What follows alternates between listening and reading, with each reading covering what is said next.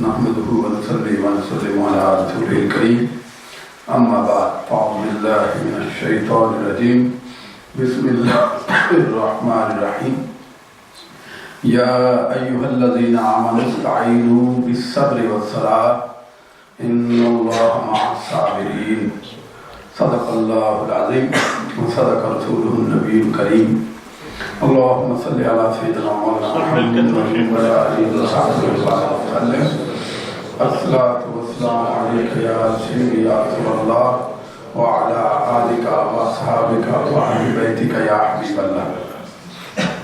معزز حاضرین گرامی قدر خواتین و حضرات، سب سے پہلے تو ہم محترم مکرم حضرت علامہ حافظ امتیاز علی صاحب کو اس سینٹر کے قائم کرنے اور اس کو بڑی خوبصورتی سے مزین کرنے پر مبارکباد پیش کرتے ہیں اور دعا کرتے ہیں کہ اللہ تعالیٰ اس سینٹر کو شاد اور آباد فرمائے اور اس کو اس پورے علاقے کی رشد و ہدایت کا منبع اور مرکز بنائے اور تحریک منہاج القرآن کا میسج، یہ بھی منہاج القرآن کا ہی سینٹر ہے عملی طور پہ انشاءاللہ، تو اللہ تعالیٰ تحریک منہاج القرآن کا مشن اور اس کے فروغ کا اس کو ذریعہ بنائے۔ آیت میں نے تلاوت کی جس کے اندر اللہ تعالیٰ نے ارشاد فرمایا، ایک حکم دیا ہمیں، یا ایھا الذین آمنوا استعینوا بالصبر والصلاۃ، کہ اے ایمان والو مدد چاہا کرو، استعانت چاہا کرو بالصبر والصلاۃ، صبر کے ذریعے اور نماز کے ذریعے۔ ان اللہ مع الصابرین، بے شک اللہ تعالیٰ صبر کرنے والوں کے ساتھ ہے، تو معیت الہیہ صابرین کے ساتھ ہے۔ اب قرآن مجید کا اگر آپ مطالعہ کریں کہ صبر اور اس کے مشتقات، یعنی صبر، لفظ صبر صاد با اور را سے بننے والے مختلف الفاظ جو مختلف آیات کے اندر استعمال ہوئے ہیں، وہ 102 آیات ہیں۔ 102 آیات کے اندر لفظ صبر مختلف انداز کے ساتھ استعمال ہوا ہے۔ اس سے پتہ چلتا ہے کہ اللہ کی بارگاہ میں اس لفظ اور اس چیز کا مقام اور مرتبہ کیا ہے، اور تقریباً 24 آیتیں ہیں جن کے اندر لفظ صابرین یا صابرون آیا ہے۔ 22 آیتوں میں صابرین حال جری کے ساتھ، 2 آیتوں میں صابرون حال رفی کے ساتھ، مقصد ایک ہی، جمع کا صیغہ ہے۔ تو جب آپ مطالعہ کرتے ہیں تو اللہ تعالیٰ نے جہاں صابرین کا ذکر کیا تو وہاں پہ 2 ہی لفظ میری نظر سے گزرے ہیں۔ ایک فرمایا ان اللہ مع الصابرین مختلف طریقوں کے ساتھ، اور دوسرا فرمایا ان اللہ یحب الصابرین، اور تیسرا لفظ ہے وبشر الصابرین۔ 3 یحب الصابرین، بشر الصابرین اور مع الصابرین۔ تو اللہ تعالیٰ کی طرف سے جو صبر کرنے والے ہیں ان کو معیت الہیہ حاصل ہے اور محبوبیت الہیہ حاصل ہے، کہ جو صبر کرنے والے ہیں، اور بشارت پھر باقی یہ اس سے کم درجے کا ہے۔ یہ 2 ہی اتنے اعلیٰ جو ہے اللہ تعالیٰ کی بارگاہ سے ان کے لیے انعام ہے کہ اللہ فرماتا ہے کہ جو صبر کرنے والے ہیں میں ان کے ساتھ ہو جاتا ہوں، میری سنگت ان کو حاصل ہے، میری صحبت حاصل ہے، میری company. those who love, those who have patience, my company is with them, they are in my company۔ تو اللہ تعالیٰ کی کمپنی ان کو حاصل ہے۔ اور دوسرا فرمایا کہ میں ان سے محبت کرتا ہوں، they become the beloved of Allah سبحانہ وتعالی۔ اب دیکھیں کتنا بڑا، ہر دنیا کا ہر شخص، ہر ولی غوث کتب ابدال جو ہے اللہ کی بارگاہ میں یہ دعا کرتا ہے کہ مولا میں تم سے محبت کرتا ہوں۔ فرمایا جو صبر کرنے والے ہیں وہ محبین نہیں رہتے، میرے محبوب بن جاتے ہیں۔ اور اب صبر ہے کیا؟ اللہ تعالیٰ نے ارشاد فرمایا والصابرین فی البأساء والضراء وحین البأس۔ 3 چیزیں بیان فرمائی کہ جو صبر کرنے والے، صبر ہوتا کب ہے؟ رات کو علامہ صاحب نے بھی اس کی طرف اشارہ کیا کہ صبر کے لیے مصیبت کا ہونا ضروری ہے، ابتلا کا ہونا ضروری ہے۔ اگر ہر طرف اللہ کی نعمتیں ہیں، ہر وقت اللہ کی طرف سے فضل ہی فضل ہے، کرم ہی کرم ہے، آسائشیں ہی آسائشیں ہیں، خوشحالی ہی خوشحالی ہے، عیش ہی عیش ہے، تو صبر کا تو کوئی مقام ہی نہیں، ضرورت ہی نہیں۔ تو صبر کرنا ہی اس وقت پڑتا ہے، صبر کے لیے مصیبت کا، ابتلا کا، آزمائش کا ہونا ضروری ہے۔ اس لیے اللہ تعالیٰ نے فرمایا وَالصَّابِرِينَ فِي الْبَأْسَاءِ، کہ جو صبر کرنے والے ہیں، مومنین کی نشانی بیان فرمائی کہ جو نیکوکار ہیں، نیک کام کرنے والے ہیں، ان کی یا مومنین مسلمین ہے، ان کی ایک نشانی یہ ہے کہ وہ صبر کرتے ہیں۔ صبر کب؟ فی البأساء، تنگ دستی کے اندر، جب مالی تنگی آتی ہے وہ صبر کرتے ہیں۔ وَالضَّرَّاءِ، جب جسمانی تنگی آتی ہے، مصیبت آتی ہے، پریشانی آتی ہے، کوئی بیماری آتی ہے تو اس کے اندر صبر کرتے ہیں۔ وَحِينَ الْبَاسِ، جب جنگ میں دشمن کا سامنا کرنا پڑتا ہے، جب خود پر تیر اور تلواریں چلتی ہیں تو اس وقت صبر کرتے ہیں۔ اور آپ دیکھیے یہ تینوں چیزیں ان کا اظہار کربلا میں ہوتا ہے، وہاں پہ باس بھی ہے، درا بھی ہے، وحین الباس بھی ہے۔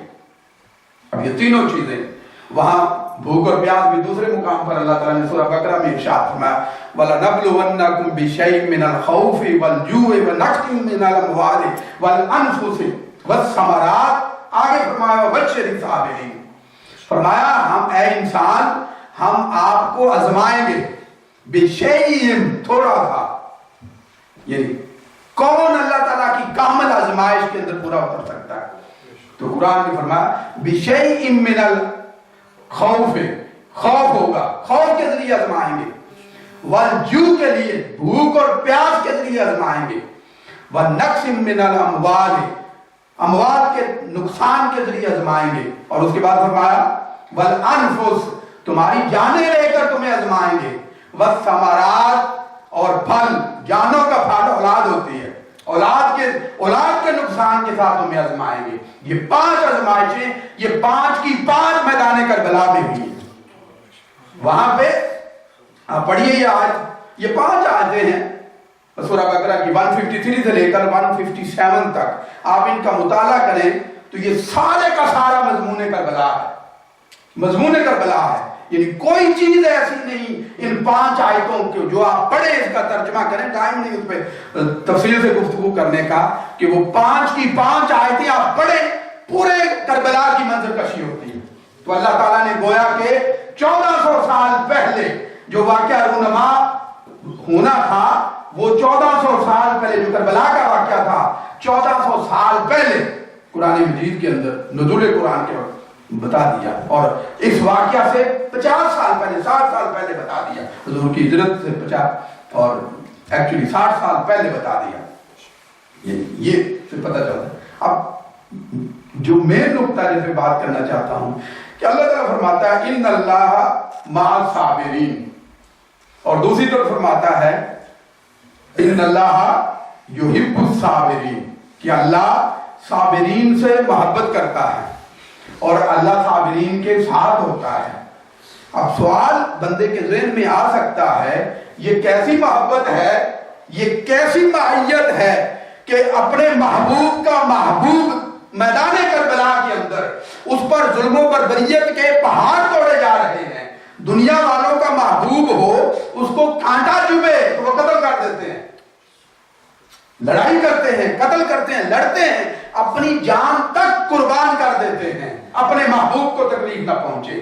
تو اے مولا یہ تیری کیسی معیت ہے کہ تو ان کے ساتھ ہے اور تیرے سامنے وہ خود شہید ہو رہے ہیں، بچے شہید ہو رہے ہیں، اور چادریں اتاری جا رہی ہیں امہات کی اور بیویوں کی، اور تو دیکھ رہا ہے، تو تیری محبت کون سی ہے؟ یہ محبت کا کون سا اظہار ہے اور معیت کا کون سا اظہار ہے؟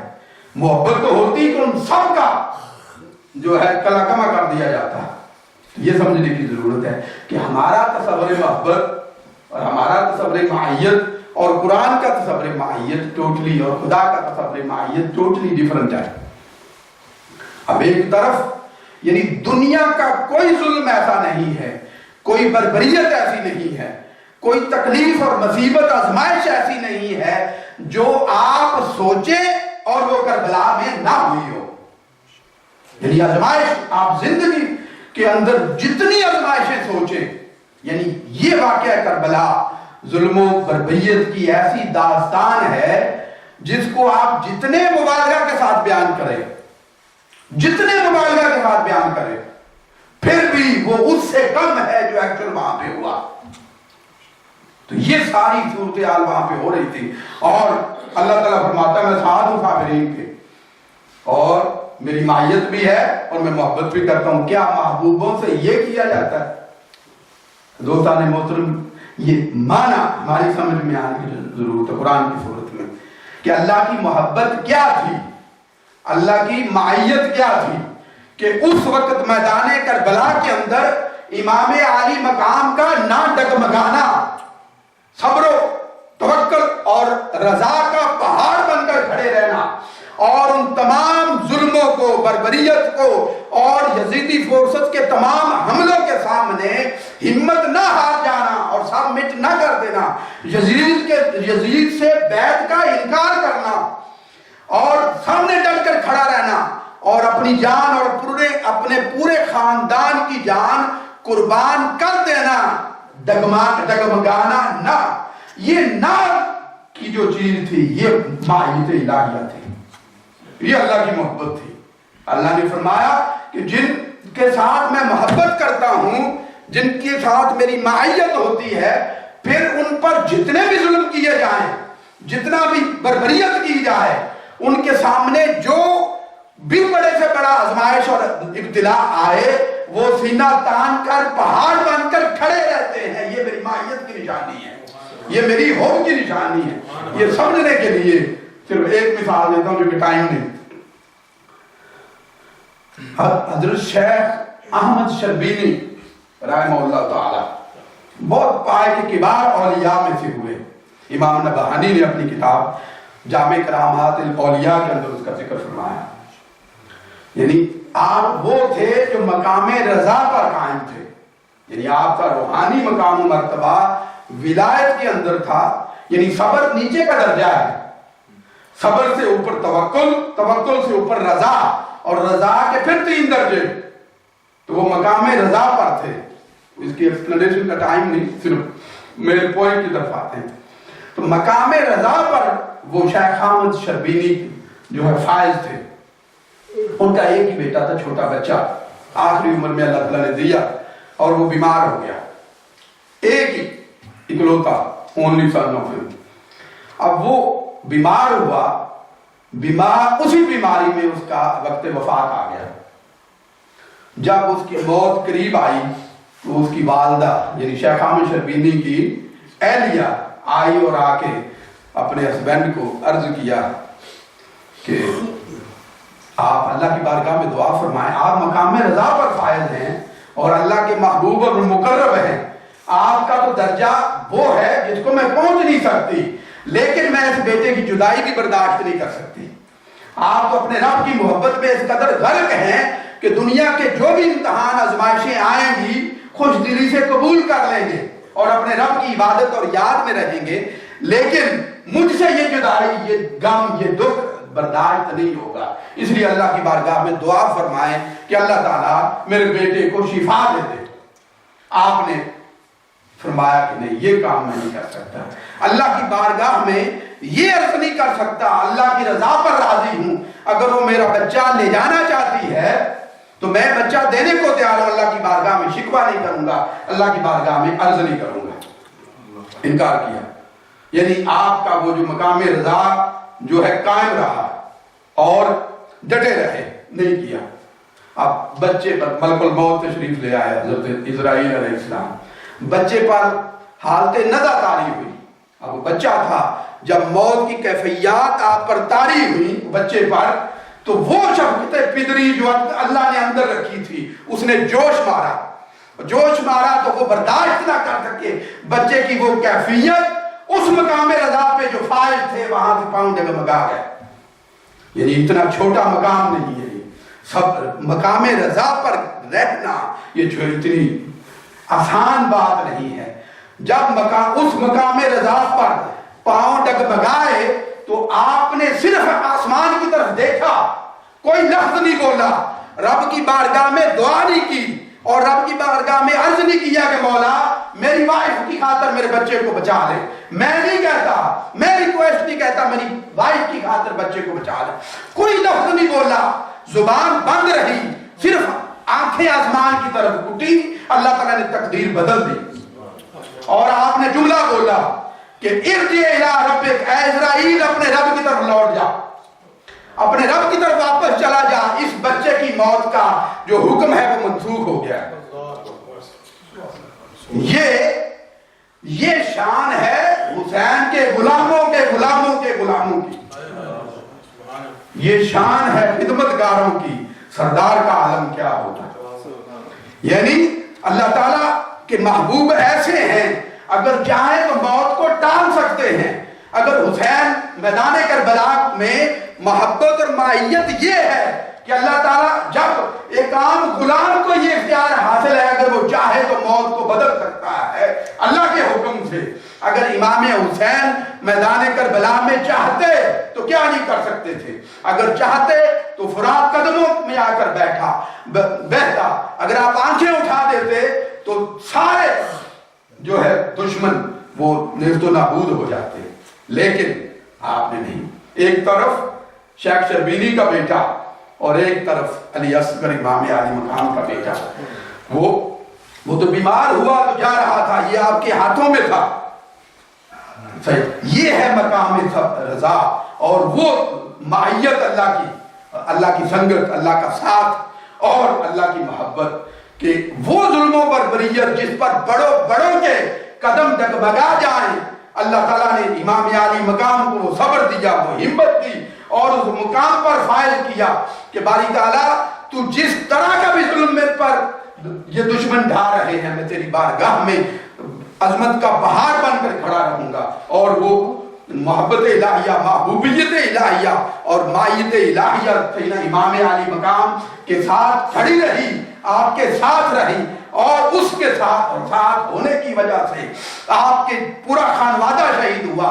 علی اکبر شہید ہوئے، علی اصغر شہید ہوئے، حضرت قاسم شہید ہوئے، پوری جو آپ کی ٹیم تھی شہید ہوئی. لیکن آپ کی زبان پر شکوہ نہیں آیا. اور میں نے آپ کو بتایا انہوں نے آسمان کی طرف چہرہ اٹھایا تو سیدنا امام عالی مقام نے آسمان کی طرف چہرہ نہیں اٹھایا، سجدہ کر دیا کہ کہیں بے دھیانی میں بھی میرا سر اٹھ گیا تو اللہ تعالیٰ تقدیر نہ بدل. آپ سجدہ ریز ہوئے اور سجدے میں جا کر اللہ کی بارگاہ میں وہ قربانی پیش کی اور دنیا کو دکھایا کہ جن کو رب کی معیت اور محبوبیت حاصل ہوتی ہے وہ کبھی ڈگمگایا نہیں کرتے. تو یہ میسج ہے جو ہمیں اپنے اندر سمونے کی ضرورت ہے. اللہ تعالیٰ ہمیں سمجھنے اور عمل پیرانے کی توفیق عطا فرمائے.